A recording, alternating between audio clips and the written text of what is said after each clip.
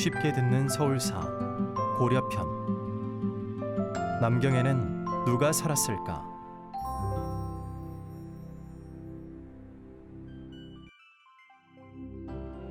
신라 말 고려 초 서울의 호족 세력은 누가 있을까?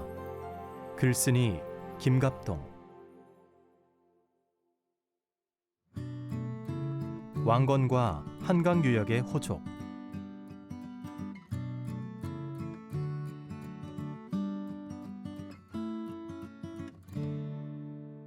통일신라는 진성여왕 이후 전국에서 농민봉기가 시작되면서 쇠퇴의 길을 걸었다. 그리고 후삼국 시대가 열리게 되었다. 기존의 신라와 함께 견훤의 후백제, 궁예의 후고구려가 그것이었다. 후삼국 시대의 한강 유역은 궁예의 수중에 들어갔다.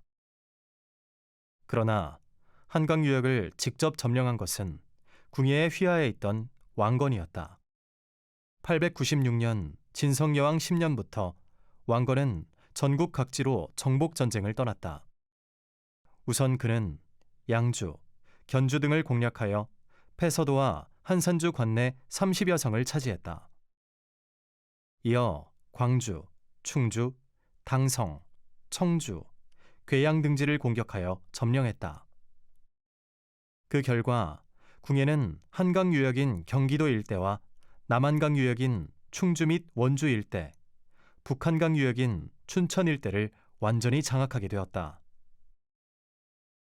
918년 왕건이 궁예를 내쫓고 왕위에 오르자 한강 유역의 호족들은 고려의 건국과 후삼국 통일에 적극적으로 협조했다. 그리고 공신에 책봉되어 영광을 누리기도 했다. 먼저 지금의 시흥인 금주 출신의 강궁진이 있었다. 그는 강감찬의 부친이다. 또 견주의 호족으로 이흠률, 현재 수원인 수주 출신의 공신으로는 태조 공신 김지와 김칠이 있었다. 현재 부천인 수주 출신으로는 사만 공신 윤봉이 있었다. 강궁진의 아들인 강감찬은 성종 때 과거에 급제하여 1030년 현종 21년에 문하시중에 올랐다. 이음률의 6대손인 이인실도 1149년 의종 3년에 문하시랑 평장사에 올랐다. 지금의 수원인 수주 출신 최승규의 후손인 최사위는 현종 21년 문하시중에 올랐으며 윤봉의 후손으로 추정되는 윤진고도 성종 때 과거에 합격하여 중추원사에 올랐다. 한강 유역 호족 중에서 가장 큰 세력을 형성한 것은 충주의 충주 유씨와 경기도 광주의 양근 함씨였다. 먼저 충주 유씨 세력에 대해 알아보자. 충주 유씨인 유긍달은 태조의 제3비 신명순성 왕태후의 아버지이다. 충주 유씨 가운데 중앙에서 활약한 인물은 유건설로. 태조 왕건이 즉위한 후부터 많은 활약을 했다. 그는 태조 원년부터 태조의 측근으로 있으면서 왕건의 후원자가 되었다. 그리하여 궁예 말년에 시중을 지낸 바 있던 구진이 나주에 가기를 꺼리자 그에게 벌을 주도록 청했다. 당시 신하로선 최고의 지위인 시중을 지낸 바 있는 구진이 혁명으로 왕위에 오른 왕건의 말을 잘 따르려 하지 않자 그에 대한 처리를 유건설에게 문의하였다. 왕건이 정책적 자문을 구할 정도의 위치에 있었던 것이다. 922년 태조 5년에는 명주 장군 순식을 귀순시키는 데 큰 역할을 하기도 했다. 그뿐만 아니라 태조 7년에는 특사로서 진철대사 이염을 개경으로 맞아들이기도 했다. 한강 유역의 또 다른 호족은 광주 출신의 함규, 즉 왕규였다. 그는 신증 동국여지 승람에 태조 공신으로 나오는데 거기에는 함규로 되어 있다. 후에 왕씨성을 하사받은 것 같다. 그는 937년 중국 후진의 사신으로 가기도 했으며 왕건이 죽을 때 끝까지 곁을 지켜주기도 했다.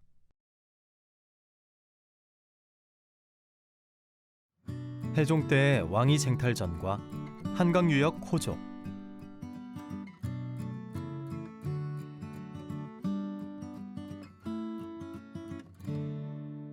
충주 유씨와 양근함 씨는 적어도 고려 태조 때에는 서로 협조 관계였다. 적어도 표면적으로는 적대적이지 않았던 듯하다. 그러나 태조가 죽고 해종이 즉위하면서 갈등 관계로 변했다. 해종 초기에는 왕규의 세력이 더 컸지 않나 싶다. 왕규는 해종의 장인이기도 했기 때문이다. 해종의 제2비 왕씨가 바로 왕규의 딸이었다. 따라서 해종에게는 장인인 동시에 외할아버지였다. 왕규의 딸과 태조 사이에서 낳은 아들은 광주 원군으로 해종의 이복 동생이었다. 한편으로 해종은 박수리의 후원을 받고 있었다.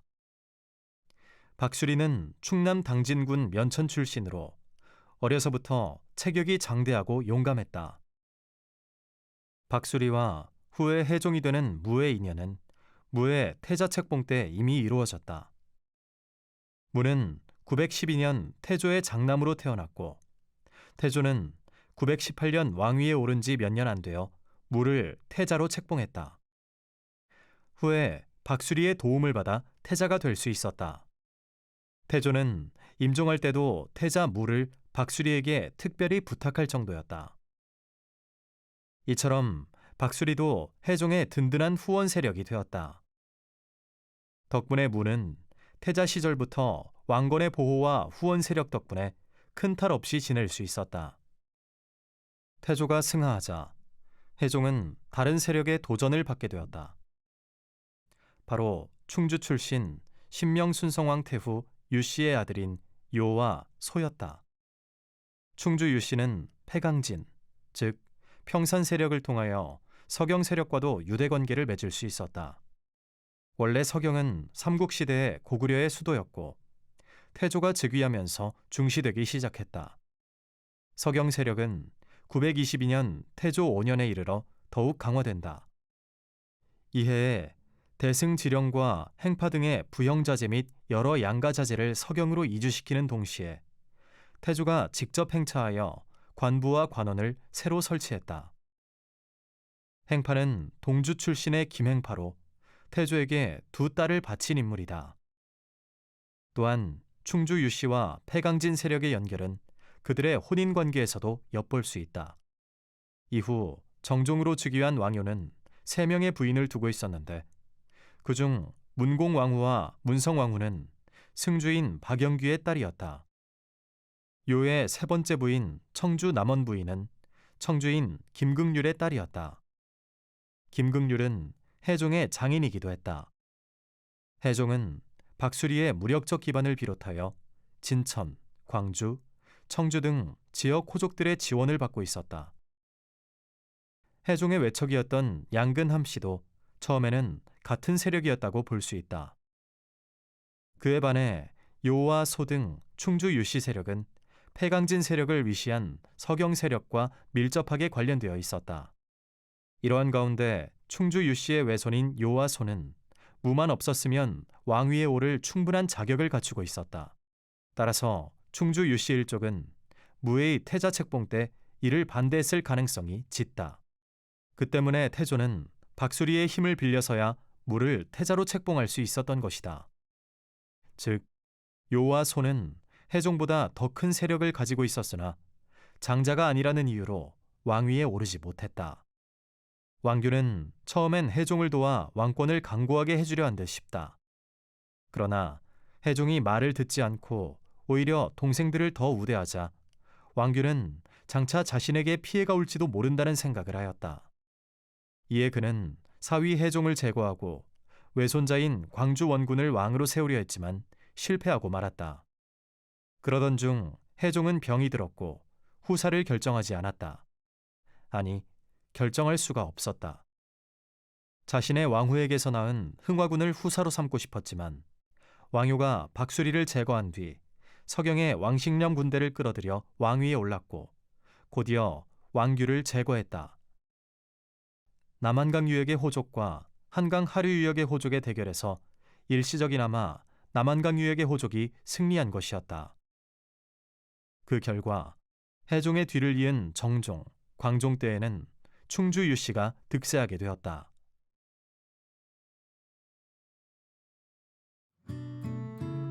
양주와 속군 현의 토성 및 인물.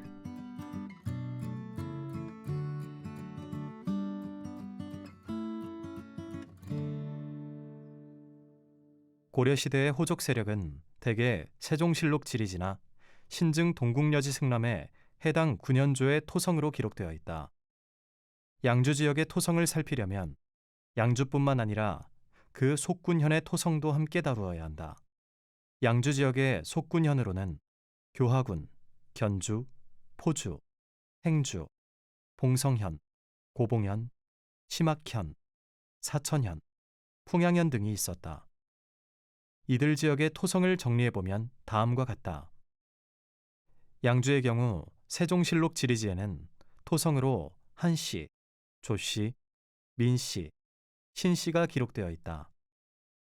내성으로 함씨, 박씨, 홍씨, 최씨, 부씨가 나오며 정씨, 애씨는 망성으로 기록되어 있다. 신증 동국여지 승람의 토성에 대한 기록은 같고 내성에 함씨, 박씨, 홍씨, 최씨, 부씨와 함께 정씨가 나와 있다. 또한 촌성으로 애씨가 기록되어 있다. 다음으로 교화군의 토성으로 세종실록 지리지에는 노씨, 김씨, 이씨, 옥씨, 박씨가 기록되어 있으며 신증 동국여지 승람도 동일하다. 다만 망성으로 세종실록 지리지에는 윤씨만 기록된 반면 신증 동국여지 승람에는 윤씨, 전씨가 내성으로 나온다. 견주에는 두 자료에 모두 토성만 기록되어 있다. 세종실록 지리지와 신증 동국여지 승람에는 이씨, 김씨, 송씨, 신씨, 백씨, 윤씨, 피씨를 토성으로 기록하고 있다. 포주의 경우 세종실록 지리지에는 토성으로 노씨, 유씨, 김씨가 기록되어 있다. 신증 동국여지 승람에는 세종실록 지리지의 기록과 달리 노씨, 유씨, 현씨, 환씨, 박씨, 방씨, 전씨, 김씨로 기재되어 있어 토성이 더 많고 기재 순서도 약간의 차이가 있다. 망성으로는 신증 동국여지 승람의 현씨, 환씨, 박씨, 방씨, 전씨, 윤씨가 나오는 반면 신증 동국여지 승람에는 망성은 없고 윤씨가 내성으로 나온다. 행주의 토성으로 세종실록 지리지에는 김씨, 기씨, 은씨, 전씨가 나오고 신증 동국여지 승람은 최씨, 김씨, 강씨, 부씨, 은씨, 기씨, 고씨, 전씨, 칙씨, 나씨, 차씨가 기록되어 있다. 봉성현의 토성은 세종실록 지리지의 서씨, 염씨가, 신증 동국여지 승람에는 서씨, 염씨, 야씨, 차씨가 기록되어 있다. 이와 달리 세종실록 지리지에는 차성으로 야씨가, 촌성으로 차씨가 나온다. 고봉현의 토성으로 세종실록 지리지에는 고씨만 나오는 반면 신증 동국여지 승람에는 고씨, 진씨, 강씨, 송씨, 전씨가 토성으로 나온다. 세종실록 지리지에는 진씨, 강씨, 송씨, 전씨는 방성으로 나와 차이가 있다. 심학현의 토성에는 세종실록 지리지에 이씨, 박씨가 토성으로 나오고 전씨는 망성이다. 신증 동국여지 승람에는 이씨, 박씨, 전씨 모두 토성으로 나와 차이가 있다. 사천현의 경우 세종실록 지리지에는 경씨가 토성으로 나오며 망성으로 이씨, 임씨, 송씨, 허씨가 나온다. 이와 달리 신증 동국여지 승람에는 모두 토성으로 기록되어 있다. 풍양현은 세종실록 지리지에 토성으로 조씨, 망성으로 이씨, 강씨, 윤씨, 유씨가 나오는데 신증 동국여지 승람에는 모두 토성으로 나와 차이가 있다. 세종실록 지리지나 신증 동국여지 승람에서는 양주와 그 속현 지역의 성씨를 토성, 망성, 내성, 차성 등으로 구분하여 서술하고 있다. 토성은 본관을 의미하는 토와 북의 혈통을 의미하는 성으로 이루어진 복합어이다. 한마디로 각 지방의 지배적인 위치에 있던 성씨 집단을 말한다.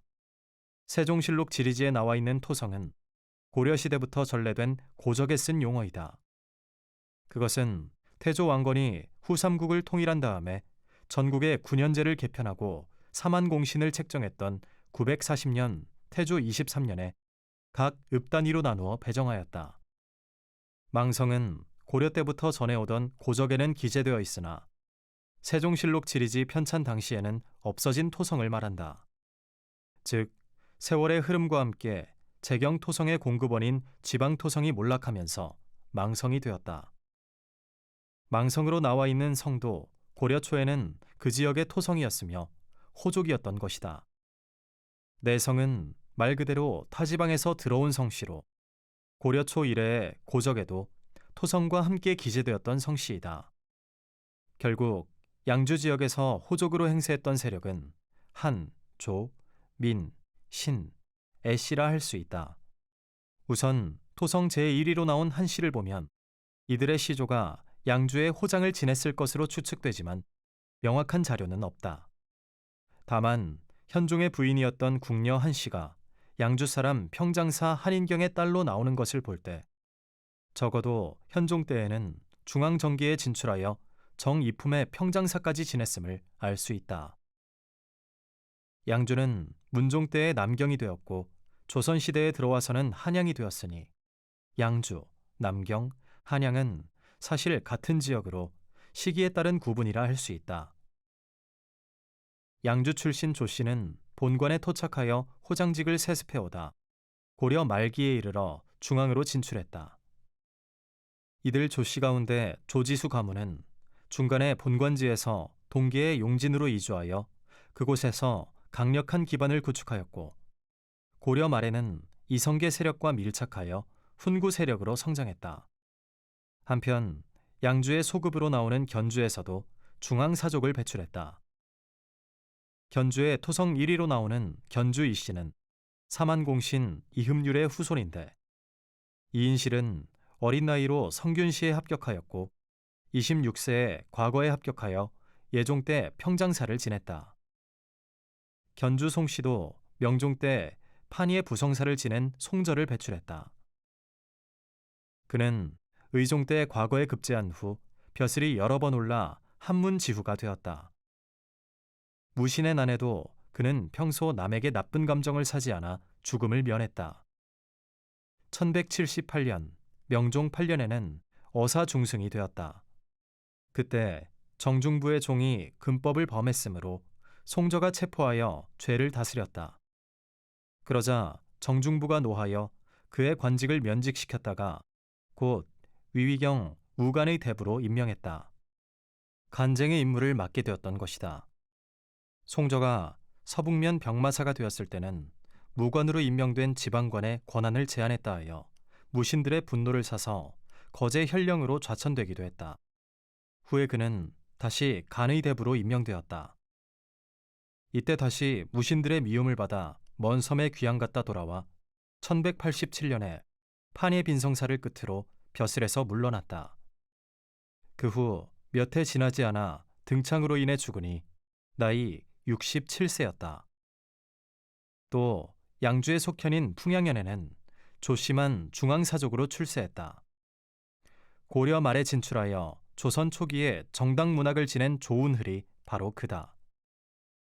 조운흘은 1357년 공민왕 6년 때 과거에 급제하여 관직 생활을 시작했다. 홍건적에 난 당시 왕이 남으로 피란 갈 때 따라가 도와준 공으로 2등 공신에 올랐다가 이듬해 국자직강으로 옮겼다. 그리고 전라, 서해, 양광, 삼도의 알렴사를 역임했다.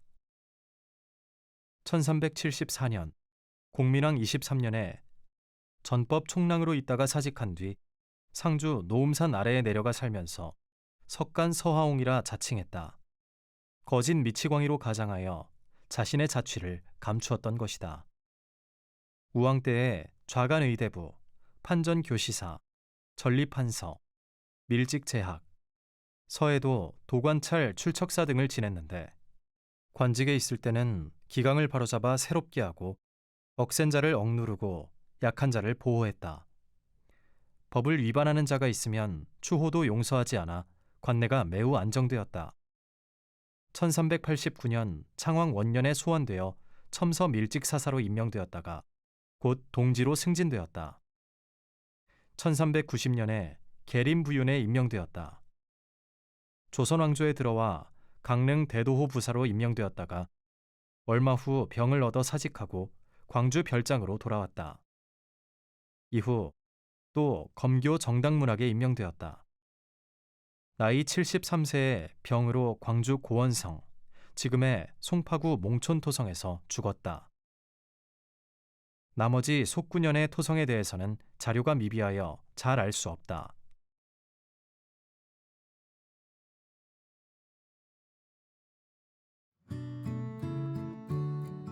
광주와 속군현의 토성 및 인물.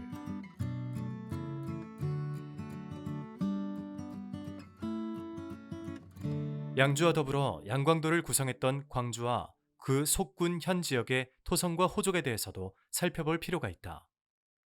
세종실록 지리지나 신증 동국여지 승람의 해당 군현조의 토성으로 기록되어 있는 이들이 대부분 호족이었기 때문이다. 광주의 토성을 정리하면 광주목, 청년군, 이천군, 양근형, 지평현, 죽주, 과주, 용구현 등을 살펴보아야 한다.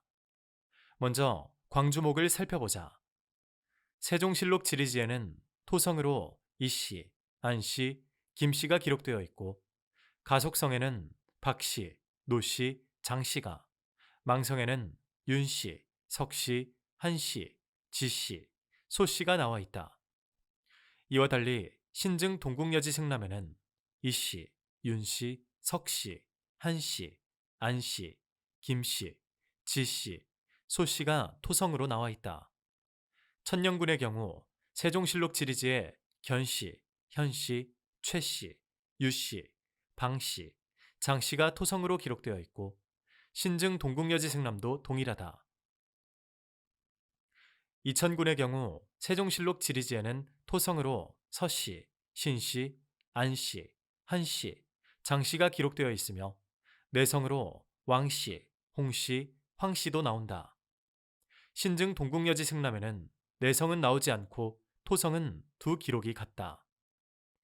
양근현은 세종실록 지리지에 토성으로 함씨, 탁씨, 부씨, 경씨가 나오며 망성으로는 경씨, 이씨, 정씨, 박씨가 기록되어 있다. 신증 동국여지 승람에는 토성만 나오는데 함씨, 탁씨, 부씨, 경씨, 경씨가 기록되어 있다.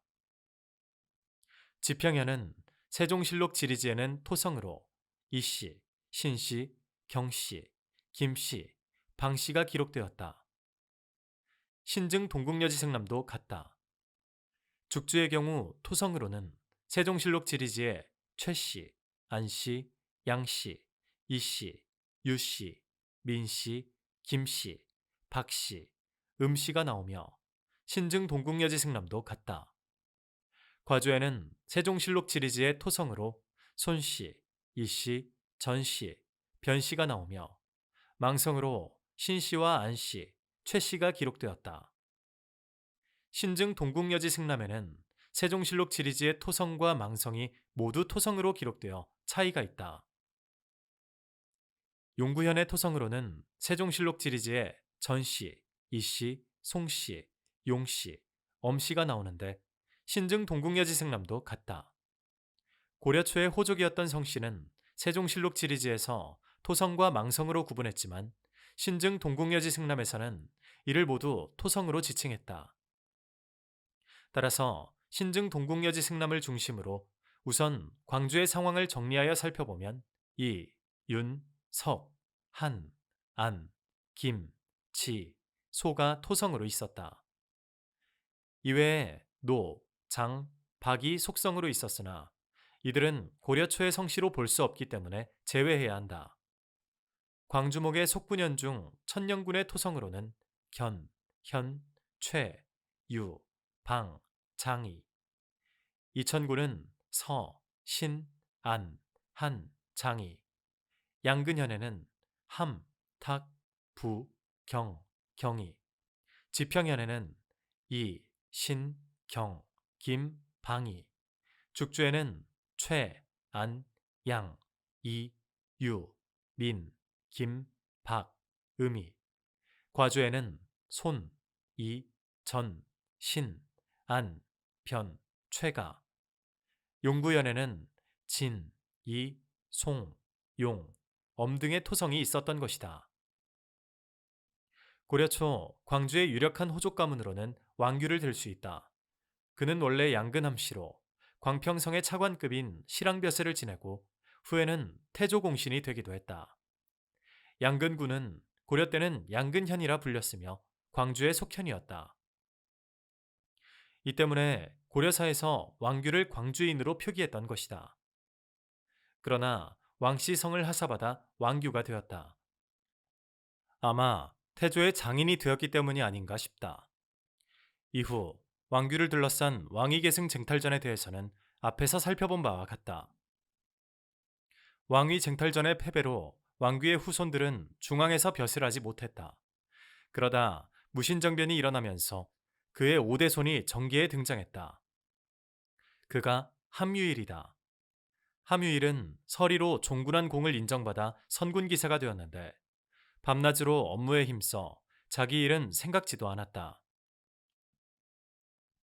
집이 어찌나 가난했던지 항상 해진 옷을 입고 꿰맨 신을 신었다 한다. 이후 추밀사 왕충의 추천으로 내시가 되어 군주사를 맡았다.